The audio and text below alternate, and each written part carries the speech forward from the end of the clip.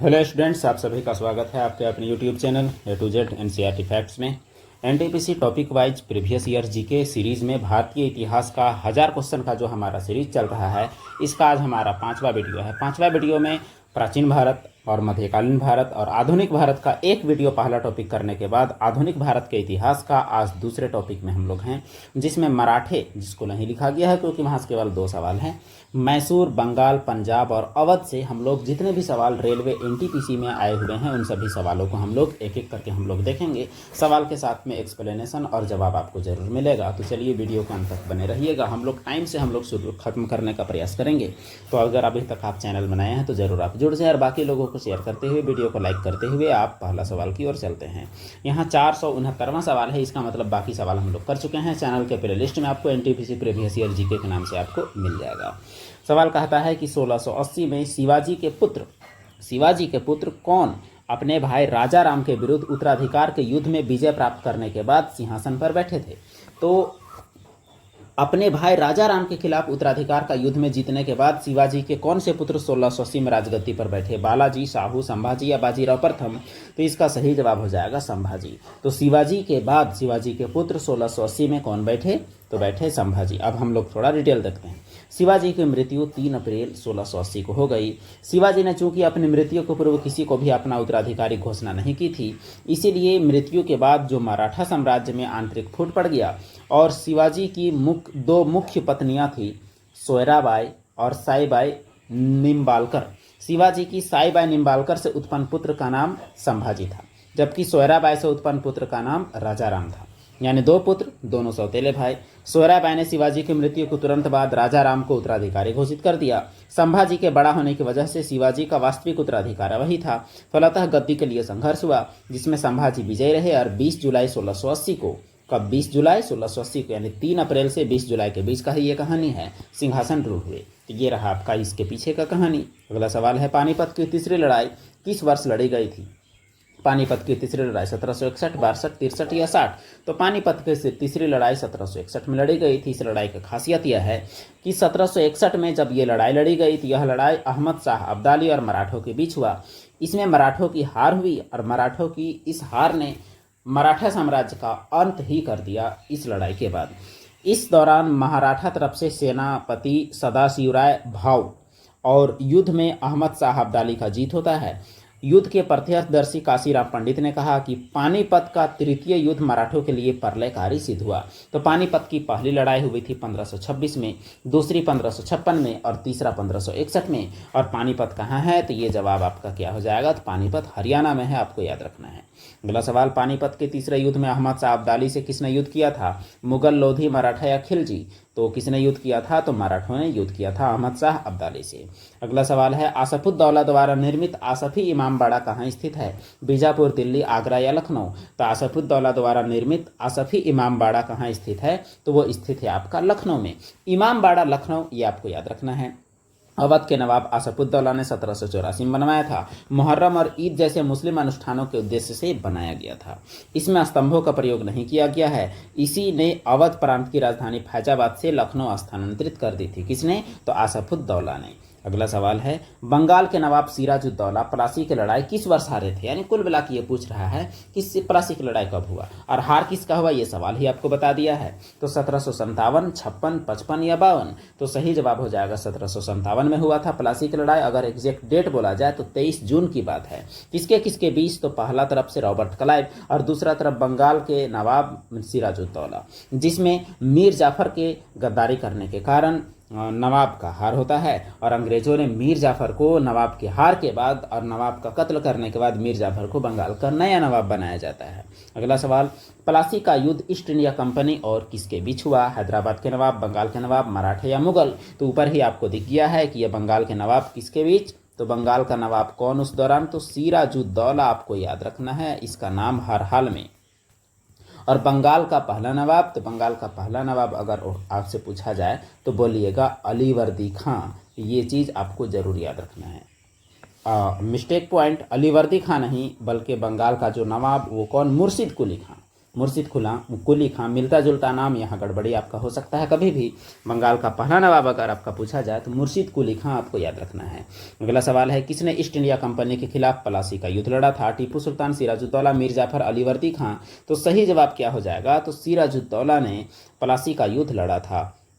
प्लासी के युद्ध में ब्रिटिश ईस्ट इंडिया कंपनी के सैन्य दल का नेतृत्व किसने किया? Neville Chamberlain, Robert Clive, Cunningham या अलेक्जेंडर? तो सही जवाब हो जाएगा रॉबर्ट क्लाइव ने इसका नेतृत्व किया था। अगला सवाल है, प्लासी की लड़ाई के बाद अंग्रेजों ने भारत में राजनीतिक सत्ता हासिल कर ली थी। यह लड़ाई किस वर्ष हुई थी? तो तभी से यही सवाल घूम फिर के आ रहा है, इसमें कोई चर्चा की जरूरत नहीं है। 1757 में प्लासी की लड़ाई हुई थी। तो प्लासी की लड़ाई कितना इंपॉर्टेंट है यह आपको पता ही होना चाहिए। तो इसमें गद्दारी कौन किया, कहाँ हुआ, ये सभी चीज़ आपको जानना है। कौन सा राज्य में हुआ? तो राज्य आपको करना है बंगाल। कौन सा जिला में हुआ? तो जिला आपका हो जाएगा नदिया। अगला सवाल, हैदराबाद का अंतिम निजाम, हैदराबाद के शासक को निजाम कहा जाता था, यानी अंतिम निजाम, अंतिम शासक कौन? अफजलुद्दौला, मीर महबूब अली खां, मीर उस्मान अली खां, नसीरुद्दौला? तो सही जवाब हो जाएगा मीर उस्मान अली खान हैदराबाद का अंतिम राजा। तो 1719 से निजाम हैदराबाद के शासक हुआ करते थे। और अंतिम कौन? मीर उस्मान अली खां, आपको याद रखना है। और ये जो राजवंश जो है अकबर, यानी क्या बोलते हैं, हैदराबाद में निजाम वंश को जो कह सकते हैं, यानी शासकों को निजाम कहा जाता है, ये सिलसिला शुरू हुआ मीर कमरुद्दीन सिद्दीकी के टाइम से, जो 1713 से 1721 के बीच मुगल साम्राज्य के दक्कन क्षेत्र का सूबेदार। अच्छा, अंतिम कौन? तो मीर उस्मान अली खान। कब तक? 1911 से 1948 तक। और जिन्होंने उस समय सरेंडर किया जब भारतीय सेना ने ऑपरेशन पोलो के तहत हैदराबाद को भारत संघ में मिला लिया। तो ये 1948 तक यह व्यक्ति हैदराबाद का निजाम मीर उस्मान अली खान। अगला सवाल है, सहायक संधि प्रणाली को स्वीकार करने वाला भारतीय मूल का शासक कौन था? हैदराबाद का निजाम, पंजाब के दिलीप सिंह, बड़ौदा गायकवाड़ या ग्वालियर का सिंधिया? तो सहायक प्रणाली जो 1798 में आया था, किसके काल में? लॉर्ड वेलेस्ली के काल में। और ये संधि ऐसा था जो भारतीय शासकों को कमजोर करने के लिए था। तो इसको सबसे पहले एक्सेप्ट कौन किया? तो सही जवाब हो जाएगा कौन? तो हैदराबाद का निजाम ने सबसे पहले एक्सेप्ट किया, सबसे पहले। ऐसा नहीं कि बाकी लोग ने एक्सेप्ट नहीं किया, लेकिन इसका पहले हम लोग डिटेल देखते हैं। 1798 में सहायक संधि को स्वीकार करने वाला पहला शासक हैदराबाद का निजाम। मैसूर दूसरा राज्य था जिसने 1799 में हस्ताक्षर किए, लेकिन मैसूर का टीपू सुल्तान ने इसका विरोध किया और टीपू सुल्तान के वीरगति के बाद ही इस पर साइन हुआ। 1801 में वेलेस्ली ने अवध के नवाब को इस पर हस्ताक्षर करने के लिए बाध्य किया। तो सहायक संधि वास्तव में किसी भी राज्य की संप्रभुता को छीनने वाला दस्तावेज था, जिसके तहत राज्य को स्वयं अपनी रक्षा करने, कूटनीतिक संबंध स्थापित करने, विदेशियों को नियुक्त करने, यहां तक कि अपने पड़ोसी के साथ विवादों का समाधान करने का भी अधिकार प्राप्त नहीं था। सहायक संधि का इस्तेमाल लॉर्ड वेलेस्ली ने किया, लेकिन इसकी उत्पत्ति फ्रांसीसी गवर्नर डुप्ले ने किया था। तो ये भी एक सवाल बनता है। अगला सवाल आपके सामने, किसके अनुसार ईस्ट इंडिया कंपनी द्वारा भारतीय शासकों को अपनी स्वतंत्र सेनाएं रखने की अनुमति नहीं दी गई थी? व्यापकगत सिद्धांत, सहायक संधि, फूट डालो राज करो, सर्वपरिचिता का सिद्धांत? तो सही जवाब हो जाएगा यह सहायक संधि के अनुसार भारतीय शासकों को अपनी स्वतंत्र सेनाएं रखने का अधिकार नहीं था। यह सहायक संधि कब आया था? 1798 में। यह व्यापकगत का सिद्धांत जो है, डॉक्ट्रिन ऑफ लैप्स, जो आया था कब? तो 1848 में। यह डलहौजी के टाइम का है। अगला सवाल, ईस्ट इंडिया कंपनी ने बंगाल और बिहार पर दीवाने का अधिकार किस वर्ष प्राप्त किया? 1865, 1765, 1675, 1965? तो सही जवाब है 1765। इसके बारे में थोड़ा डिटेल आप जान लीजिए। देखिए, 1757 में हुआ है प्लासी की लड़ाई और 1764 में हुआ है बक्सर की लड़ाई। दोनों लड़ाई में जीत के बाद जो इलाहाबाद की संधि जो होती है, उसमें 1765 में शाह आलम द्वितीय इलाहाबाद की प्रथम संधि के अनुसार ईस्ट इंडिया कंपनी को बंगाल, बिहार, उड़ीसा की दीवानी प्रदान कर देता है। केवल कितना हजार में? तो 12,000 में। और इसके बदले शाह आलम द्वितीय को 26 लाख रुपया वार्षिक पेंशन दिए जाने का प्रावधान रखा गया। अगला सवाल है, मुगलों ने ईस्ट इंडिया कंपनी को दीवानी अधिकार बंगाल, बिहार, उड़ीसा में स्वतंत्र राजस्व संग्रहण करने और दीवानी मामलों का निस्तारण करने का अधिकार किस वर्ष दिया? फिर से वही सवाल, 1765। कारण आप ऊपर देख चुके हैं, इससे सवाल का इंपॉर्टेंट समझ में आता है। दूसरा है, बक्सर का लड़ाई कब लड़ा गया? 1576, 1761, 1756, 1764, तो सही जवाब हो जाएगा 1764। इसका कारण थोड़ा सा आप डिटेल जानिए, आपको बहुत ही इंटरेस्टिंग भी लग सकता है। देखिए, सबसे पहले लड़ाई आपका जो हुआ है वो कौन सा हुआ है, तो वो लड़ाई हुआ है प्लासी की लड़ाई, और ये आपका हुआ है कब, तो 1757 में। अब थोड़ा सा डिटेल आपको समझना है। प्लासी की लड़ाई में कौन कौन से थे, तो एक तरफ थे आपके इंग्लिश यानी अंग्रेज, और एक तरफ कौन, तो एक तरफ सिराजुद्दौला। थोड़ा सा आपका टाइम लेंगे लेकिन आपको बहुत बेहतर समझ में आएगा। अब देखिए, सिराजुद्दौला के तरफ से गद्दारी कौन करता है, तो मीर जाफर। तो मीर जाफर के कारण हार होता है, तो ये था उस दौरान का नवाब। लेकिन इसके कारण जब हार होता है मीर जाफर के कारण, तो अगला नवाब कंपनी बना देता है किसको, तो मीर जाफर को। अब मीर जाफर जब कंपनी का बात मानने से मना करता है, तो मीर जाफर को हटा के इसका दामाद मीर कासिम को नवाब बनाया जाता है। किसको, मीर कासिम को। मीर कासिम जब आनाकानी करता है, तो फिर से किसको बनाया जाता है, तो फिर से बनाया जाता है किसको, मीर जाफर को। अब देखिए, जब फिर से मीर जाफर को बनाया जाता है, तो मीर कासिम चला जाता है कहीं और ये मिलता है किससे, तो अवध का नवाब से और मुगल वंश का राजा से और खुद अपना ही। अब देखिए, अवध का नवाब उदौरान कौन रहता है, तो उदौरान रहता है शुजा उद्दौला, और यहाँ मुगल बादशाह कौन, तो शाह आलम टू यानी शाह आलम द्वितीय, और एक तरफ ये खुद रहता है कौन, तो मीर कासिम। अब बात यह है कि ये तीनों मिल के अंग्रेज से युद्ध करते हैं, और यही युद्ध आपका कौन सा होता है, तो यही युद्ध होता है आपका बक्सर का लड़ाई 1764 में। अब देखिए, आपका सवाल पूछ सकता है प्लासी की लड़ाई के टाइम में बंगाल का नवाब कौन, सिराजुद्दौला। बक्सर के टाइम में कौन, तो मीर जाफर। ये आपको याद रखना है ये चीज। और 1757 के बाद मीर जाफर बना, बीच में मीर कासिम, लेकिन फिर से मीर जाफर को बनाया गया। तो ये दोनों लड़ाई इस प्रकार से ही हुआ है। तो ये तो आप समझ गए। अच्छा, इसमें अंग्रेजों की तरफ से कौन था, तो हेक्टर मुनरो, और अवध का नवाब शुजाउद्दौला, मुगल सम्राट शाह आलम टू, और बंगाल का नवाब मीर कासिम। ये आपको बता दिया गया। अगला सवाल, टीपू सुल्तान इनमें से किस स्थान से संबंधित, औरंगाबाद, हैदराबाद, श्रीरंगपट्टनम, बीजापुर। तो ये जवाब कौन सा है, श्रीरंगपट्टनम। टीपू सुल्तान का जन्म 20 नवंबर 1750 के कर्नाटक में देवनहल्ली में हुआ था।